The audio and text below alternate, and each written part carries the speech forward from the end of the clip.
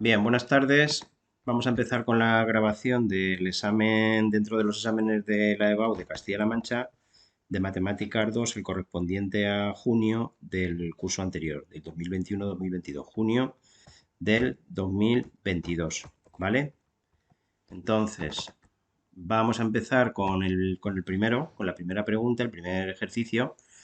El primero en el apartado A, pues como veis lo que hay que encontrar es la matriz que cumple una determinada condición, que es la que viene ahí, es decir, son las matrices que conmutan con la que me dan, que cumple la condición pues que A multiplicado por X es igual que X por A, y en el apartado B es para los resultados que obtengan en el apartado A si existe alguna de las matrices anteriores que sea simétrica y que además el determinante valga 4. Vale. Lo primero que hay que decir es que la ecuación que tenemos que plantear sería esta: a por x igual a x por a. Eso significa que conmute, que da igual multiplicarla una por la otra, que es lo que me dicen aquí en la parte superior.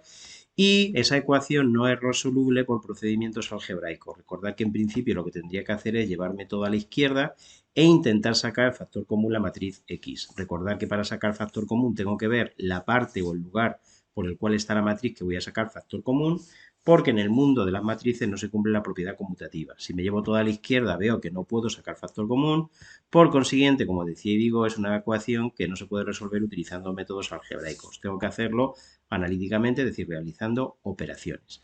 ¿Qué es lo que tengo que hacer? Pues lo primero que tengo que llegar a la conclusión es que para que se pueda multiplicar tanto a por x como x por a, pues evidentemente la matriz x tiene que ser cuadrada y de dimensión 2 por 2.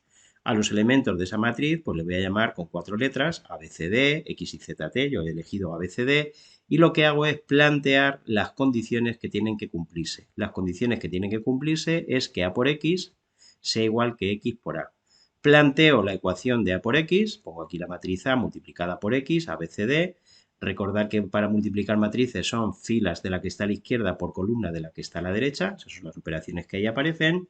Y la conclusión es que para que la matriz A por X sea igual que la matriz X por A, pues lo que tiene que ocurrir es lo que aquí aparece. Bien, una vez que llego aquí, lo que tengo es una ecuación matricial en la cual tengo dos matrices que tienen que ser iguales, lo cual me exige que los elementos que están en la misma ubicación o en la misma posición tienen que ser iguales. Es decir, el que está en el vértice superior izquierdo, que en el caso de la matriz de la izquierda es 2A, pues tendrá que ser igual al que está en la misma ubicación pero en la matriz de la derecha, 2A más B, y análogamente con el resto de los elementos. Desemboco pues en un sistema de 4 ecuaciones con 4 incógnitas, y lo primero que yo haría es tratar de simplificarlo. Llevarme las incógnitas a la izquierda, los números a la derecha. En la primera ecuación, fijaros que lo que me quedaría es que 0 es igual a b, o lo que es lo mismo, b es igual a 0. La segunda ecuación lo que me quedaría es 0 igual a 0, es decir, directamente ni la escribo, es una ecuación redundante. La tercera ecuación, llevándolo todo a la izquierda, me quedaría a menos 3c menos d igual a 0. Y la última ecuación me quedaría, poniendo aquí que la b vale 0, pues la condición es que d es igual a d. ¿Vale? Bien. ¿Qué es lo que tendría que hacer? O lo que es lo mismo, 0 igual a 0. Esta ecuación, llevándolo toda a la izquierda, es una ecuación que también es redundante, evidentemente. D es igual a D siempre o 0 igual a 0. Por consiguiente, el sistema que a priori parecía de 4 ecuaciones con 4 incógnitas se reduce a un sistema de 2 ecuaciones con 4 incógnitas. ¿Vale? Este sería el sistema que está aquí planteado y lo voy a resolver utilizando el método de Gauss. Para ello, lo que hago es, en la última de las ecuaciones, como quiera que veis que hay 3 incógnitas, a 2 de ellas las hago parámetros. En concreto, como veis, yo en la solución he hecho a la D le he llamado alfa y a la C le he llamado beta. Y la A, si la despejo, pues me quedaría 3c más d, es decir, 3 beta más alfa. Y de la primera ecuación, que la b sé que vale 0. Por consiguiente, las matrices, digo las porque son las que cumplen las condiciones del enunciado, son aquellas en las cuales el primer elemento, la A, vale 3 beta más alfa, el segundo elemento 0, este de aquí beta y este de aquí alfa, siendo alfa y beta parámetros, números reales. Por consiguiente, tengo infinitas soluciones y esa sería la solución del apartado A. Vale. En el siguiente apartado lo que me dice es, vamos a ver, que se me ha ido esto, empezamos aquí.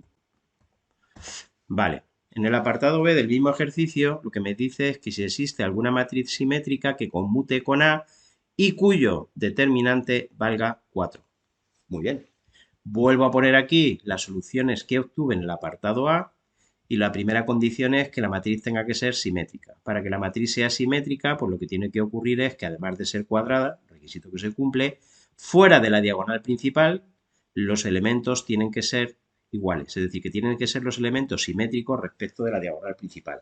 Más concretamente, pues el elemento A sub 2, 1, pues tendrá que ser igual que el A sub 1, 2. Más digerido, beta tendría que ser igual a 0. Y además me dice que el determinante tiene que valer 4. ¿Qué es lo que yo haría? Pues hacer el determinante. Fijaros que si donde pone beta pongo 0, la matriz quedaría alfa 0, 0, alfa, cuyo determinante es alfa cuadrado. Y ese determinante tendría que ser igual a 4, por tanto, alfa tendría que valer cualesquiera de las dos raíces cuadradas que tiene el número 4, es decir, o 2 o menos 2. Conclusión, hay dos matrices que cumplen la condición que me exigen, ser simétricas y que el determinante valga 4, que son las matrices 2, 0, 0, 2 y la matriz menos 2, 0, 0, menos 2. Y esa sería la respuesta al apartado B. Vale. Vamos a hacer el segundo, que claramente es pues, un problema de sistemas de ecuaciones. Es un problema que a priori es más sencillo de lo que después es cuando me pongo a hacerlo. Me dicen en el 2A que 3 lapiceros, un cuaderno y una agenda han costado 5 euros, lo mismo que han costado 2 cuadernos y una agenda. Entonces, bueno, pues evidentemente lo primero que tengo que hacer es cómo voy a identificar con qué letras voy a llamar a las tres incógnitas del problema, que es el precio de los lapiceros, el precio de los cuadernos y el precio de las agendas, a las que yo llamo respectivamente X y Z. La primera ecuación, bien simple, 3 lapiceros, es decir, 3X es lo que me costarían, más un cuaderno, más Y, más Z igual a 5. Y eso es lo mismo, por eso aquí pongo igual a 5, que lo que cuestan dos cuadernos, 2Y, más una agenda, más Z. Y esas son las dos únicas ecuaciones que tengo. Me pregunta entonces ahora, ¿podemos saber el precio de cada artículo si ninguno es gratis y en céntimo todos son múltiplos de 50? Pues vamos a ir poco a poco. Lo primero que yo tengo que hacer es resolver el sistema. Ocurre igual que antes, es un sistema de dos ecuaciones con tres incógnitas. Por lo tanto, me voy a la última ecuación resolviendo por el método de Gauss y a una de las incógnitas, bien a la Y o bien a la Z, yo a la Y la he llamado lambda y despejo Z, que sería 5 menos 2 lambda. Estos dos valores los enchufo en la primera de las ecuaciones y despejo la X. Haciendo esa operación, la X me quedaría 5, que tenía aquí, menos Y, es decir, menos lambda, menos Z, es decir, menos 5 más 2 lambda, todo ello dividido entre 3. Simplificando, me queda que los valores de los precios correspondientes a lapiceros, cuadernos y agendas, es decir, X y Z, serían lambda tercios, lambda y 5 menos 2 lambda, que en principio es un sistema que tendría infinitas soluciones. ¿Qué tengo que hacer ahora?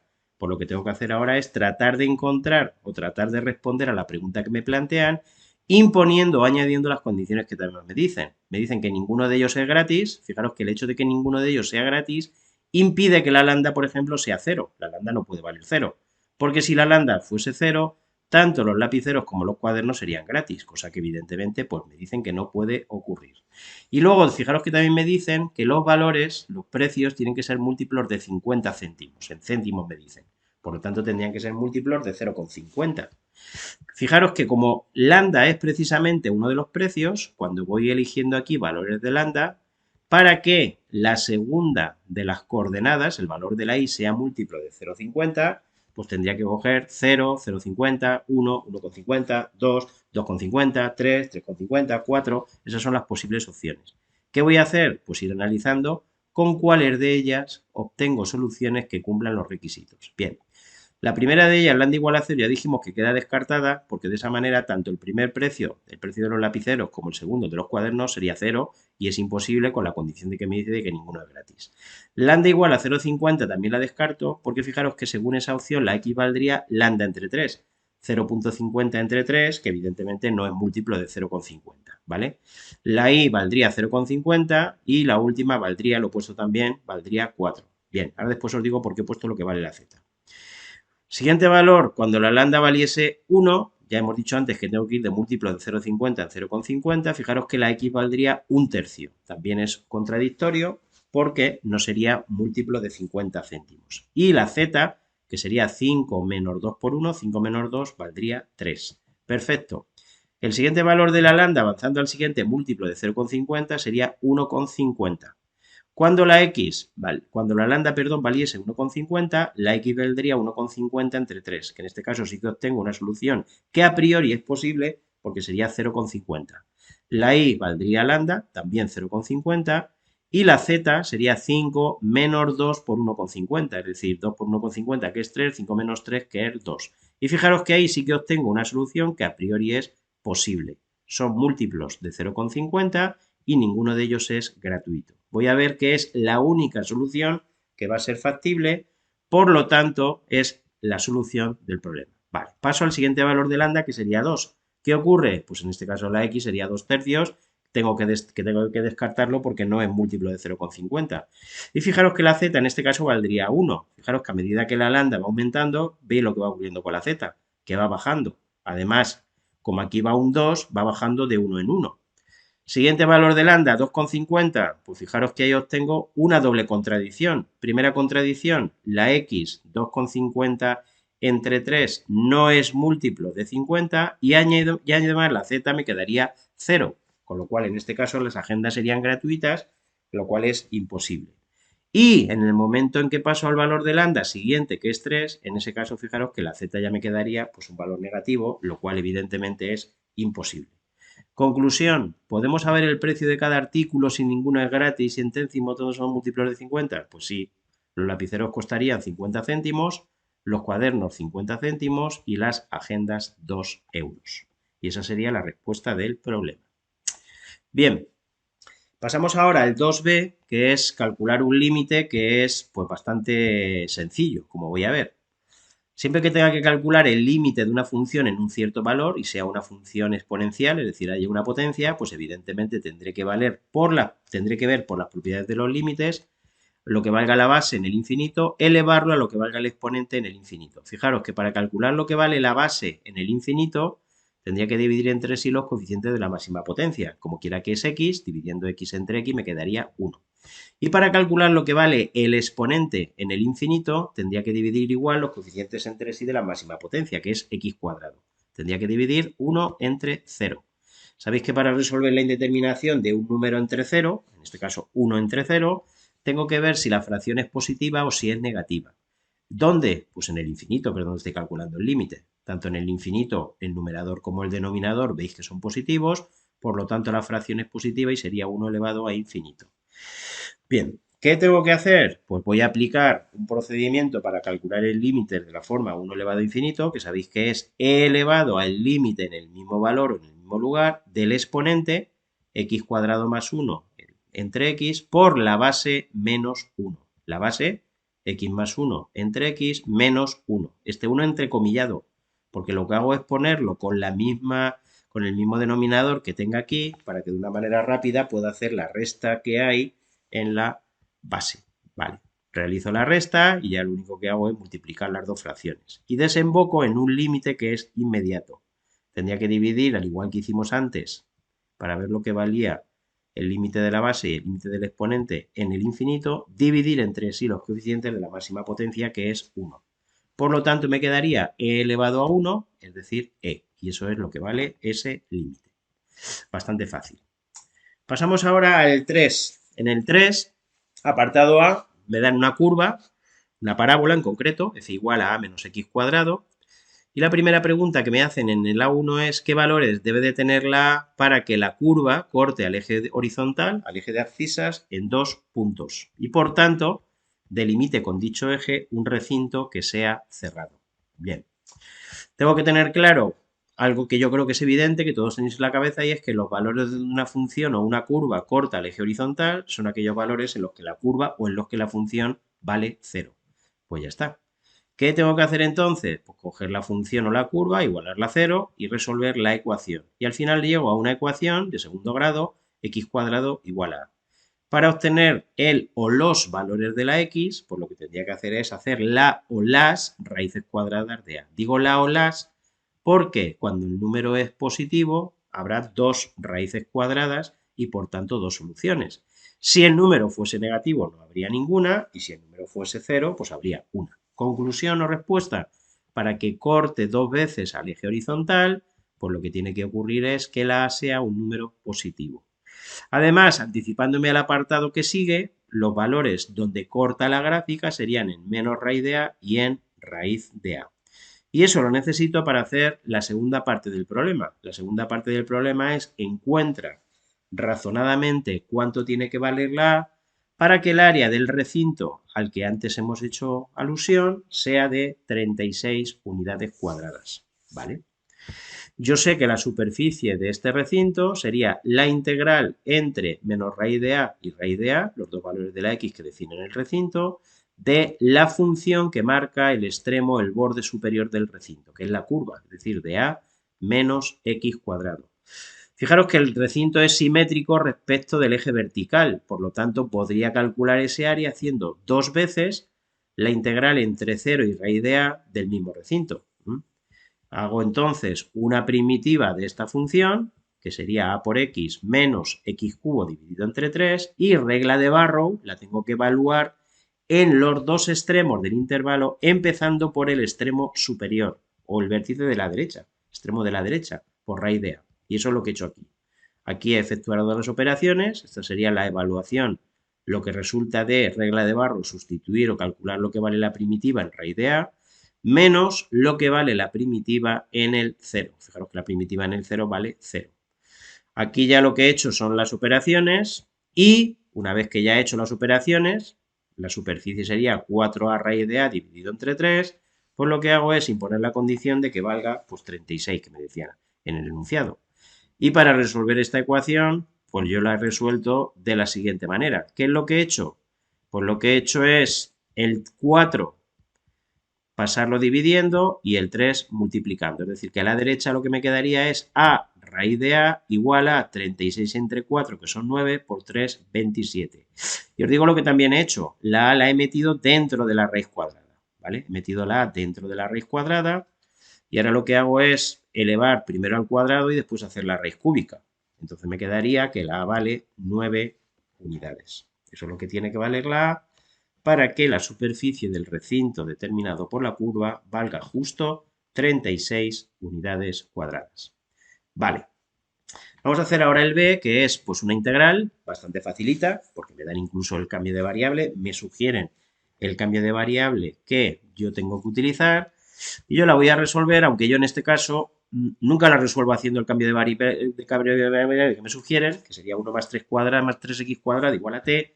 Yo soy más ambicioso, el cambio de variable es 1 más 3x cuadrado igual a t cuadrado, no t, t cuadrado. Lo que tengo que hacer es ahora calcular la derivada a la izquierda, evidentemente, respecto de x y a la derecha respecto de t. A la izquierda me quedaría entonces 6x diferencial de x respecto de x y a la derecha 2t diferencial de t. Lo que hago ahora es bastante fácil, es preparar el cambio de variable, que es lo que voy a hacer aquí. Preparar el cambio de variable significa conseguir que dentro de la integral me aparezca el 6x diferencial de x. Fijaros que dentro de la integral tenía ya 2x diferencial de x, para tener 6x diferencial de x que necesito, tendría que multiplicar por 3. El antídoto o la manera de corregir el multiplicar por 3 pues es dividir entre 3, que es en un tercio este que he puesto delante o fuera de la integral. Es decir, este factor lo que hace es corregirme el 3 por el cual multiplico. De esa manera me quedaría un tercio integral de 6x raíz de 1 más 3x cuadrado diferencial de x y ya directamente pues hago el cambio de variable. Sería un tercio por, donde pone 6x diferencial de x, pondría 2t diferencial de t y abajo, donde pone la raíz cuadrada de 1 más 3x cuadrado, tendría que poner la raíz cuadrada de t cuadrado. Pero la raíz cuadrada de t cuadrado, pues evidentemente es t. ¿Qué es lo que hago ahora? Simplificar. Simplifico la t de arriba con la t de abajo y me queda la integral de 2 diferencial de t. Y ya lo único que hago es pensar cuál es la función cuya derivada es 2. No olvidéis que integrar es lo contrario de derivar. La función cuya derivada es 2, es decir, la integral de 2 sería 2t. No olvidéis que estamos haciéndolo respecto de t. 2t. Y por último deshago el cambio de variable. Fijaros que como t cuadrado, según el cambio que yo he hecho, es 1 más 3x cuadrado, t sería la raíz cuadrada de 1 más 3x cuadrado, como me pone aquí arriba, por otra parte. Por lo tanto, deshaciendo, mejor dicho, el cambio de variable, pues obtendría esta expresión. No olvidéis al final sumar más k, porque sea cual sea la constante que yo sume, cuando yo calculase la derivada, también me saldría esta expresión. Todas las primitivas de una función se difieren en una constante. Vale. Vamos a hacer ahora el 4, que es un problema también bastante típico, en el cual se me pide, dadas esas dos rectas R y S, que estudie su posición relativa dependiendo de los valores que toma A. Tengo que tener claro que la lambda y la mu son los parámetros respectivamente de la primera y de la segunda recta, y hay otro parámetro más en el problema que es la A. Para cada valor de la A yo tendría una recta, en este caso R, diferente. Bien. Tengo que tener claro que para realizar el estudio de la posición relativa de dos rectas, los ingredientes que necesito son un vector director de cada una de las rectas, lo que yo he llamado U sub R y U sub S, y el vector formado a partir de un punto de la primera recta con otro punto de la segunda recta. Es decir, cojo cada una de las dos rectas y extraigo un punto y un vector director. De la primera recta, para obtener un punto, pues lo más fácil es darle al parámetro, a lambda, el valor 0. De esa manera el punto sería 0, 0, A. El vector director, por los números que se anteponen o que van delante del parámetro, que serían 2, menos 1, 0. En el caso de la segunda recta, si a mu le doy el valor 0, pues un punto de la recta sería el menos 1, 0, 0. Y el vector director de la segunda recta, el U sub S, pues sería el 0, 1, menos 5. Vale. ¿Ingredientes que tengo? Pues como os decía, vector director de cada una de las rectas y el vector que va desde A hasta B, es decir, el que une un punto de la primera recta con otro punto de la segunda recta. A B, que en este caso veis que sería menos 1, 0 y menos A. Una observación o un punto de partida. Fijaros que los dos vectores directores no son paralelos porque no son proporcionales. Por consiguiente, yo ya sé que las dos rectas no son paralelas. Por consiguiente, las dos rectas no pueden ser ni paralelas en el sentido estricto ni coincidentes. Por lo tanto, las dos rectas se cortan o se cruzan. Muy bien. ¿Qué tengo que hacer para ver si se rectan o se cruzan? Pues el punto de partida.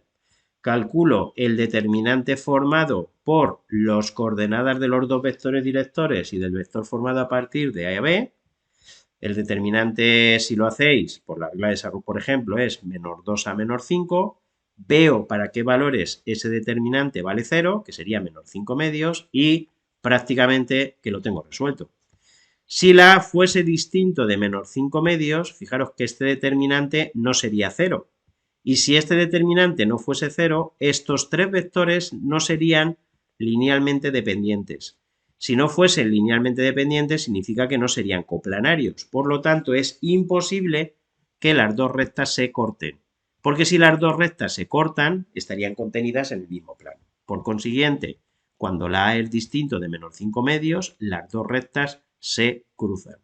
Recíprocamente, cuando la A es igual a menos 5 medios, este determinante valdría 0.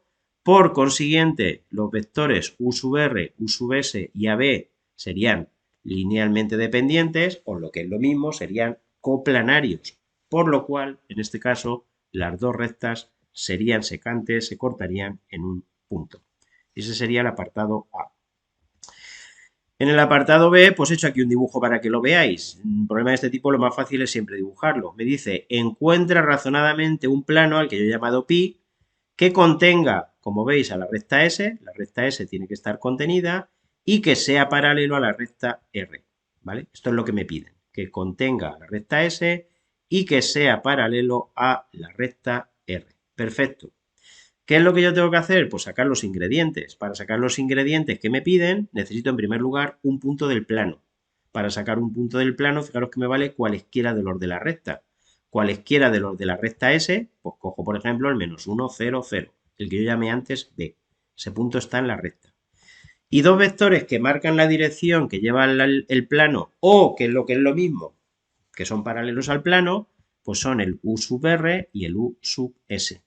Una vez que ya tengo entonces dos vectores directores o paralelos al plano, para conseguir el vector normal, pues lo que hago es el producto vectorial de ambos vectores, ¿vale? Hago el producto vectorial de los dos vectores, ese vector queda el 5, 10, 2, y una vez que ya tengo el vector normal del plano, tengo el plano prácticamente determinado, porque el plano sería 5x más 10y más 2z más d, parámetro que tengo que determinar todavía, igual a 0.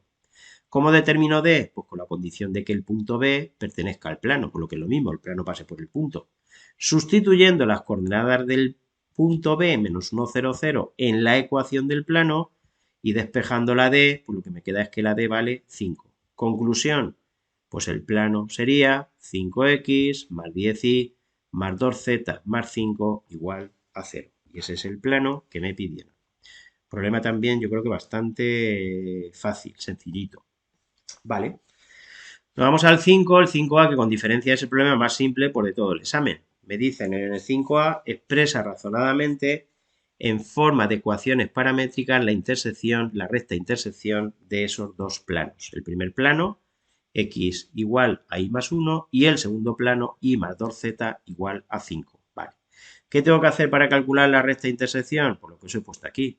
Resolver el sistema formado por las dos ecuaciones, evidentemente, ¿no? Y fijaros que esto que ya tengo aquí es la expresión de la recta, las ecuaciones generales de la recta, ¿vale? Ecuación también en forma explícita. ¿Qué es lo que tengo que hacer para pasar la forma paramétrica? Pues resolver el sistema. Para resolver el sistema, empiezo resolviendo por la ecuación de abajo, me diré igual si empezase por la de arriba, yo he empezado por la de abajo, método de Gauss, y le doy a un valor, a un parámetro, a z, a una de las incógnitas, perdón, le doy un parámetro, z igual a lambda. Despejando de aquí me quedaría que la y es igual a 5 menos 2 lambda. Me voy a la de arriba, sustituyo, donde pone y pongo 5 menos 2 lambda, que es lo que he hecho aquí, y despejo los tres valores. La x sería entonces 6 menos 2 lambda, la y 5 menos 2 lambda, y la z igual a lambda. Sobra decir que lambda es cualquier número real. Y esas serían las ecuaciones paramétricas de la recta. 5b, pues el teorema del valor medio del cálculo integral. A ver, no es un teorema muy esperable en la EBAU, pero sabéis que os puede caer cualquier teorema. El teorema del valor medio del cálculo integral, pues dice lo que está aquí escrito, ¿eh? Si tenemos una función que es continua en un intervalo cerrado, lo que me dice es que existe siempre algún valor interior, algún valor de ese intervalo en el cual se cumple lo que está aquí escrito. Y lo que está aquí escrito lo que me dice es que la integral entre a y b de la función coincide con el valor de la función en c por la amplitud del intervalo. Justamente al valor de la función en c es a lo que se llama el promedio o el valor medio, de ahí viene el nombre del teorema del valor medio. Pues eso es lo que dice el teorema del valor medio, cuya interpretación geométrica pues también está bien que tenga en mente.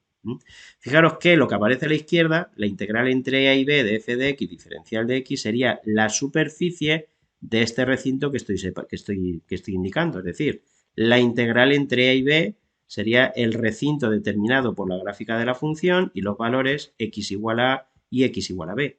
Por lo que me dice el teorema del valor medio del cálculo integral es que esa integral la puedo calcular a través del área de un rectángulo. Un rectángulo cuya base es la amplitud del intervalo, b menos a, y cuya altura es justamente lo que la función vale en c. Vale. Una vez que he escrito, que he enunciado el teorema del valor medio, pues se trata de que sea capaz de encontrar el valor correspondiente para el caso concreto que me ponen. El caso concreto que me ponen es la función f de x igual a 3x cuadrado, que es una función que es continua siempre. Es una función que es continua siempre porque, perdón, es siempre en cualquier intervalo que no incluya el cero. Esta función solamente tiene problemas en el cero. Por lo tanto, es continua en el intervalo que va desde 1 hasta 3. ¿Qué diría entonces el teorema? Pues que existe un valor dentro de ese intervalo en el cual la integral entre 1 y 3 de la función coincide con f de c por b menos a, amplitud del intervalo, que en este caso sería 2 unidades. Bueno, lo que he hecho en primer lugar es calcular la integral entre 1 y 3 de la función, que está aquí hecho, se hacen las operaciones, eso queda 2. Hombre, como punto de observación, pues fijaros que para calcular la integral de 1 entre x cuadrado tengo que darme cuenta de que es lo mismo que x elevado a menos 2. Es decir, en realidad es como si fuese una potencia. Si yo sé hacer la integral de x cuadrado, la integral de x cubo, de rebote también se hace la integral de 1 entre x cuadrado, de 1 entre x cubo, porque sería x elevado a menos 2 o x elevado a menos 3. En este caso, x elevado a menos 2. Está hecha la integral y queda 2. Por lo tanto, la integral que acabo de calcular y que vale 2, pues tendría que coincidir con f de c. por b menos a. Despejando de aquí f de c, fijaros que el b menos a pasaría dividiendo a la otra parte. Por lo tanto, me quedaría que f de c vale 1, por lo tanto, 3 entre c cuadrado, fijaros que f de c sería 3 entre c cuadrado igual a 1, por lo tanto, c cuadrado valdría 3. Y c valdría, de nuevo lo vamos a decir, en principio cualesquiera de las dos raíces cuadradas que tienen número 3, menos raíz de 3 y raíz de 3. Pero fijaros que el teorema me dice, o yo tengo que buscar el valor que existe dentro del intervalo 1, 3. Por lo tanto, el valor que me están pidiendo en este caso es c igual a raíz de 3. Problema 6. Me dicen en el 6a que estudie el rango de la matriz M. Pues vale. Fijaros que como la raíz matriz M no es cuadrada, yo para calcular el rango opto por utilizar el método de Gauss. Trabajando con la primera fila, en el primer paso del método de Gauss, tendría que hacer 2 ceros en los lugares correspondientes a la primera columna. Para hacer un 0 aquí, fijaros que lo tengo fácil. Multiplico la primera fila por menos 1, cambio de signo, y le sumo la segunda. Me quedaría menos 2 más 2 que el 0, menos m más 1, o lo que es lo mismo, 1 menos m. Aquí sería 0 más 0 que el 0, y aquí sería menos 1 más m, o lo que es lo mismo, m menos 1.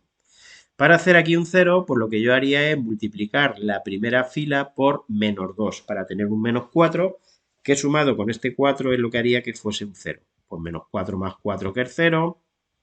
Aquí si multiplico por menos 2 sería menos 2m más 1, o lo que es lo mismo, 1 menos 2m. Aquí sería 0 más m, que es m. Y aquí sería menos 2 más 2, que también es 0. Y lo que voy a hacer ahora es, antes de seguir con el método de Gauss, cambiar la segunda columna por la cuarta. Cuando cambio la segunda columna por la cuarta, me di cuenta del por qué, la razón o el motivo. Y es que de esa manera ya queda la matriz triangularizada. Fijaros ya, lo que aparece por debajo de la diagonal principal ya todos son ceros.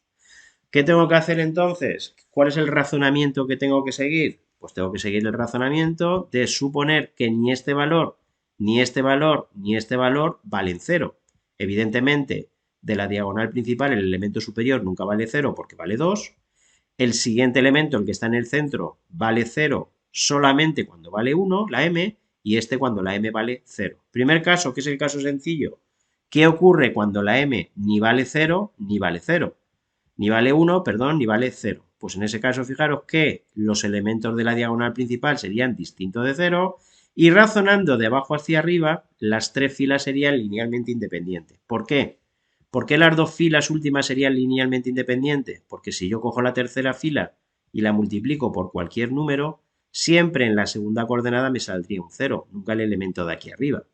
¿Por qué la primera es linealmente independiente del ardor de abajo? Pues porque si yo cogiera la segunda y la tercera fila y la multiplicase ambas por los números que yo quisiese y después sumase, es decir, hiciese una combinación lineal de ellas, nunca me saldría aquí un 2, siempre me quedaría un 0 en la primera casilla. Conclusión, cuando la m no vale 1 ni vale 0, el rango de la matriz sería 3. ¿Qué ocurre cuando la m vale 1? Cuando la m vale 1, lo que hago es plantear la matriz resultante para m igual a 1 y fijaros que en este caso puedo quitar la segunda fila porque es una fila completa de ceros. Automáticamente que escribo la matriz resultante veo que las dos filas son linealmente independientes, por lo tanto el rango vale 2. Y por último me queda por poner qué ocurre cuando la m vale 0. Pues fijaros que cuando la m vale 0, si donde pone m pongo 0, esta sería la matriz resultante, y fijaros que en este caso lo que puedo quitar es la tercera columna, que es una columna de ceros. Desemboco en esta matriz, cuyo determinante valdría menos 2, por consiguiente el rango vale 3. Juntando las tres posibilidades veo que el rango vale 3, salvo cuando la m vale 1. Y esto es lo que está aquí escrito, que sería la conclusión. Si la m es distinto de 1, el rango vale 3. Cuando la m vale 1, el rango vale 2. Perfecto. Vamos a hacer ahora el apartado B, donde me dan tres planos, 2x más m igual a 1, el segundo plano 2x más y igual a m, y el tercer plano 4x más y más mz igual a 2. Y tengo que estudiar su posición relativa. Tengo que tener claro que la posición relativa de tres planos, el planteamiento, la resolución se hace de forma algebraica. Siempre tengo que ver cómo es el sistema formado por las ecuaciones generales de los tres planos. Si, por ejemplo, el sistema fuese incompatible, pues eso se traduciría o significaría que los tres planos no se cortan. Si el sistema fuese compatible determinado, pues eso significaría que los tres planos se cortan en un punto, habría una única solución. Si, por ejemplo, el sistema fuese compatible indeterminado dependiente de un parámetro, pues el significado es que los tres planos se cortarían en una recta, un parámetro. Y por último, la única opción que me podría salir es que si el sistema fuese compatible indeterminado dependiente de dos parámetros, pues los tres planos se cortarían en un plano. La única opción o posibilidad es que los tres planos fuesen coincidentes, fuesen en realidad el mismo plano. Es decir, que lo que voy a hacer para resolver el problema es plantearme cómo es el sistema formado a partir de las ecuaciones generales, que es este que veis aquí, ¿vale? En este caso, la matriz de los coeficientes y la matriz ampliada, las que yo siempre llamo A y A estrella, fijaros que la matriz A es la matriz 2M0, 210, 41M, y fijaros que la matriz ampliada es la matriz M, la que he analizado ya en el apartado A. Por lo tanto, parte del trabajo, como me dice ahí, me puedo aprovechar de lo que ya hice antes. Bien. Yo siempre en un problema de este tipo empiezo calculándome el rango de la matriz que es cuadrada, que es la matriz A. Calculo el determinante de A, que me queda menos 2m cuadrado más 2m, aplicando la regla de Sarrus, por ejemplo. Veo los valores para los cuales el determinante vale 0. Muy fácil de resolver la ecuación sacando la m factor común. Las soluciones serían m igual a 0 y m igual a 1. Y una vez que llego aquí, planteo las tres opciones que me han salido. Primera opción, que siempre es la sencilla, cuando la m no vale ni 0 ni 1. Siguiente opción, cuando la m vale 0. Y última opción, cuando la m vale 1. Muy bien. ¿Qué ocurre? Primer caso, que insisto que es el sencillo, cuando la m no vale 0 ni vale 1. Pues en ese caso, fijaros que el determinante de la matriz de los coeficientes sería distinto de 0. Eso me permite asegurar que el rango de A sería 3 y fijaros que el rango de la ampliada también sería 3. El rango de la ampliada sería 3 porque, como la propia palabra lo dice, ampliada es la misma matriz ampliada con una columna más. Dependiendo de que esa columna más que añado sea o no linealmente independiente de las anteriores, va a hacer que el rango sea el mismo o uno más. Pero si el rango de A vale 3, es imposible que el rango de la ampliada fuese uno más, fuese 4. ¿Por qué? Porque la ampliada solamente tiene 3 filas. Por lo tanto, si la matriz ampliada es una matriz 3 por 4, como mucho el rango puede valer 3. Vale, después del rollo que os acabo de soltar, pues el rango de A vale 3 y el rango de la ampliada pues también vale 3. Conclusión, teorema de Ruche-Frobenius. Si los dos rangos coinciden, pues el sistema es compatible, tiene solución. Si además, como es el caso, coincide con el número de incógnitas, sistema compatible determinado. Solución única. Y ahora ya entonces respondo en relación con lo que me preguntan. Doy la interpretación geométrica. ¿Cómo serían en este caso los planos? Pues en este caso los planos se cortarían en un punto, serían secantes. ¿Vale? Bien. ¿Qué ocurre ahora cuando la m vale 0? Pues cuando la m vale 0, yo sé que el determinante de la matriz de los coeficientes valdría 0, por lo tanto el rango de A sería menos de 3, que es lo que hemos puesto aquí. Si el rango de A es menos de 3, podría ser 2, pero ojo, también podría ser 1 e incluso 0, en un caso un poquito ya más descabellado. Voy a ver cuánto vale el rango. Pues lo que he hecho aquí es poner el rango de la matriz resultante cuando la m vale 0. Está en la matriz resultante. Fijaros que para calcular el rango de esta matriz, automáticamente la última columna la puedo quitar y veo que la primera y la segunda fila son linealmente independientes. Por consiguiente, el rango vale 2. ¿Cuánto valdría entonces el rango de la ampliada? Pues aquí es donde me voy a aprovechar del trabajo que hice antes. Yo antes ya vi que cuando la m vale 0, vamos a ir hacia atrás que lo veáis, fijaros que cuando la m vale 0, caso de aquí arriba, m distinto de 1, el rango valía 3. Por lo tanto, en este caso, el rango de la ampliada vale 3, sin hacer nada. Por lo tanto, como los dos rangos no coinciden, teorema de Ruche-Frobenius, el sistema sería incompatible. ¿Qué es lo que habría que responder? Pues que los planos no se cortan. Hombre, yo he analizado, he puesto cuáles son los planos y está claro que no hay ninguna pareja de planos que sean paralelos. Fijaros que ni el primero es paralelo al segundo, ni el segundo es paralelo al tercero, ni el primero es paralelo al tercero. Cuidado con el segundo y tercero, que si lo ves muy rápido, dirías que son paralelos. Pues hombre, serían paralelos si este 4 fuese un 2 o si este 2 fuese un 4, pero no son paralelos. Los vectores normales, que en el caso del primero serían 2, 0, 0, en el caso del segundo 2, 1, 0 y en el tercero 4, 1, 0, pues no son paralelos. Por lo tanto, los tres planos no se cortan, pero tampoco hay ninguna pareja de ellos que sean paralelos. Están en una situación prismática, ¿vale? Una tienda de campaña. Más o menos es lo que nos tenemos que imaginar. Como veis, se van cortando dos a dos, pero no hay ningún punto que esté a la vez en los tres planos. Y me queda para terminar el análisis qué ocurre cuando la m vale 1. Volviendo al principio, pues fijaros, aquí lo tengo. Cuando la m vale 1, el determinante vale 0, lo cual me asegura que el rango de A es menos de 3. ¿Cuánto valdrá? Pues igual, lo he puesto y en este caso me doy cuenta de que la primera y la segunda fila son linealmente dependientes, son iguales, la quito, y la segunda y la tercera fila son linealmente independientes. Eso lo veo con este 0 y este 1. Por lo tanto, el rango de A vale 2. ¿Y el de la ampliada? Pues no hace falta que haga nada. Vuelvo hacia atrás y veo, lo dice en el apartado A, que cuando la m vale 1, el rango de la ampliada, que coincide con m, pues es 2. Conclusión, sistema compatible indeterminado. Es decir, los planos se cortan en una recta. Lo tenéis claro, ¿no? Sistema compatible indeterminado dependiente de un parámetro. Yo he puesto aquí cuáles son los planos y está claro lo que ocurre. El primero y el segundo plano son coincidentes y el tercero los atraviesa. Por lo tanto, los tres planos se cortan en una recta. Y ese sería el 6b.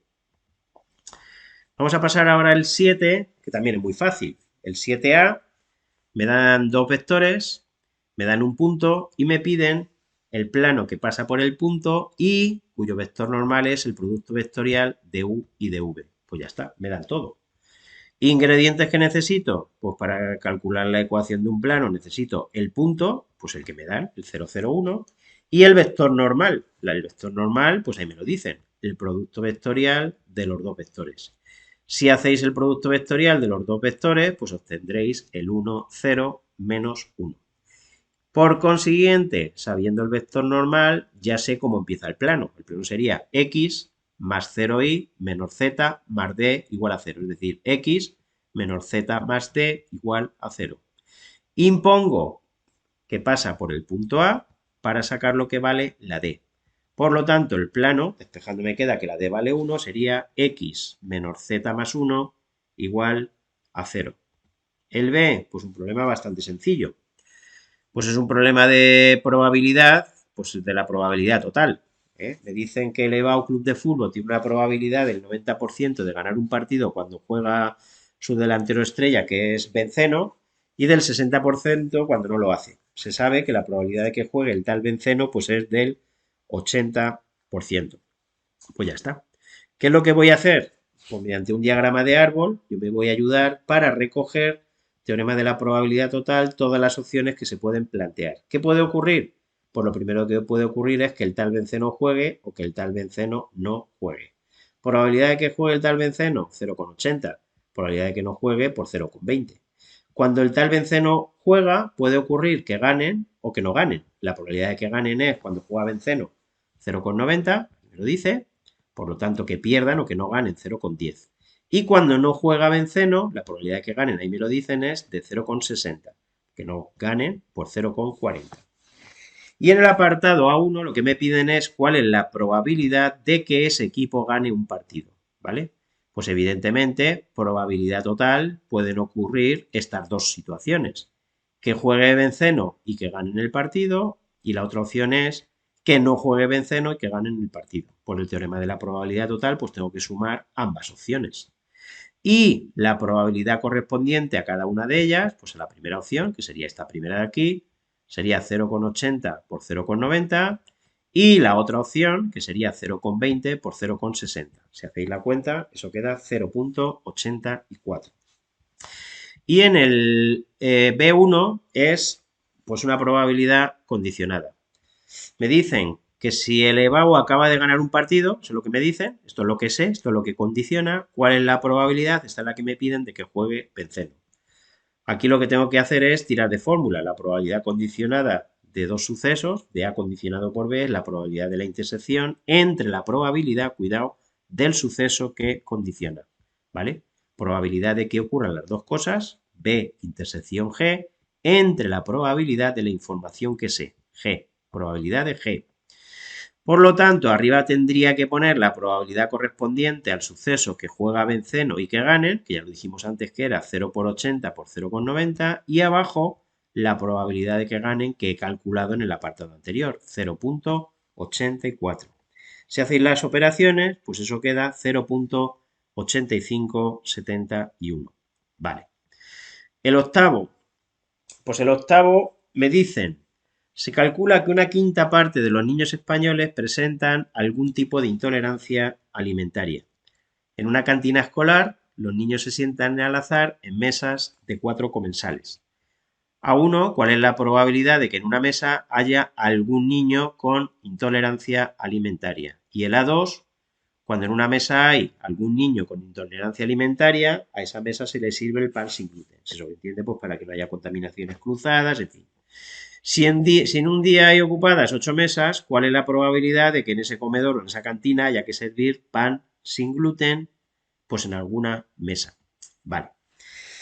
Está claro que es un problema correspondiente a la binomial. Voy a considerar X, la variable que me va a contabilizar o que me cuenta el número de los niños de los 4 que hay en una mesa con intolerancias alimentarias.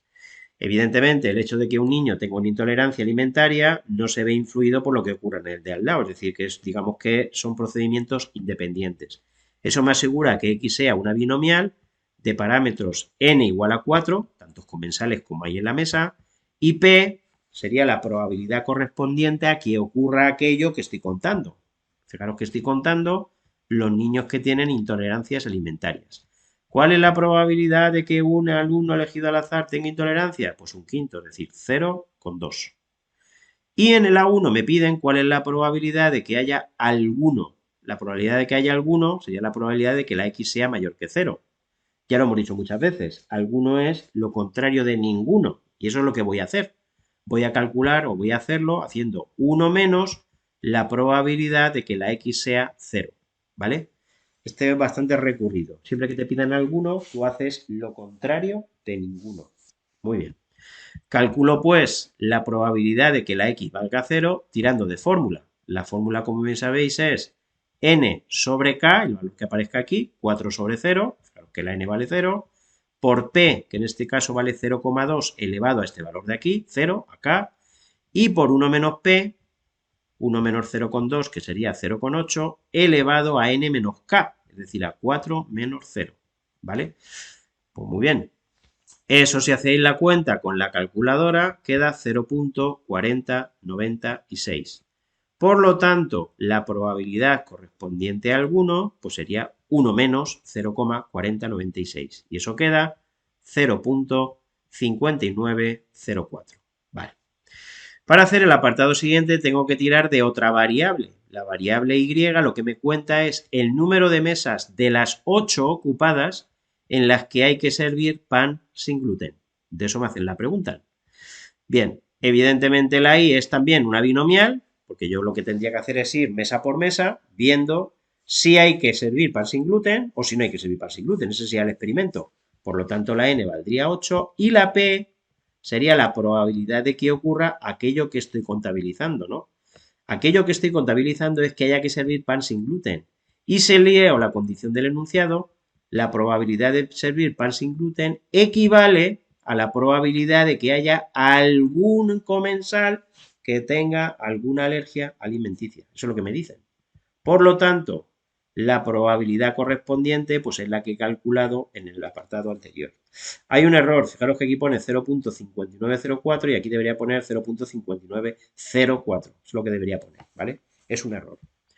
Por lo tanto, para calcular la probabilidad de que la Y sea mayor que 0, la hago igual que antes. La fórmula sería 8 sobre 0, en fin, bueno, pues está aquí hecha. Entonces la probabilidad sería 0,9992, con lo cual fijaros que sería casi seguro que haya que servir pan sin gluten. Fijaros que solamente no habría que servir pan sin gluten 8 de cada 1000 veces.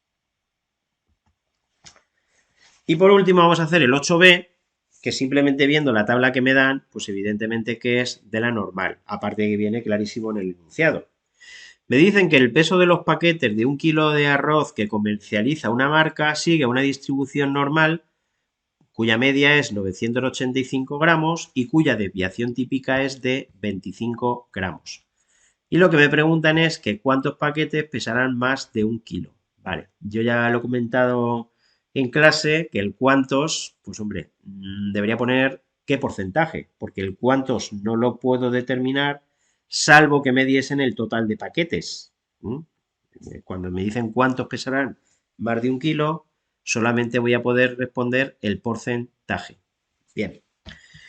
Considero la variable que indica el peso de los paquetes de arroz con los datos que me dan en el problema, pues es una normal cuya media es 985 y cuya desviación típica es 25. Y en el B1 me piden, yo siempre calculo la probabilidad, con independencia de lo que me pregunten, que el peso sea superior, es decir, mayor que 1 kilo, 1000 gramos, ¿vale? Fijaros que aquí las unidades son gramos.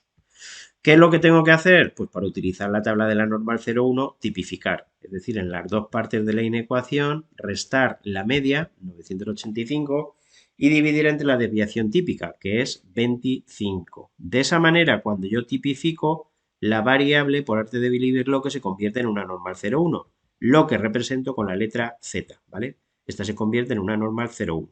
Y si recojo las operaciones con la calculadora, aquí me quedaría 0,6. Lo único que tengo que tener claro es que en la tabla de la normal 0,1 se da la probabilidad acumulada, es decir, hasta.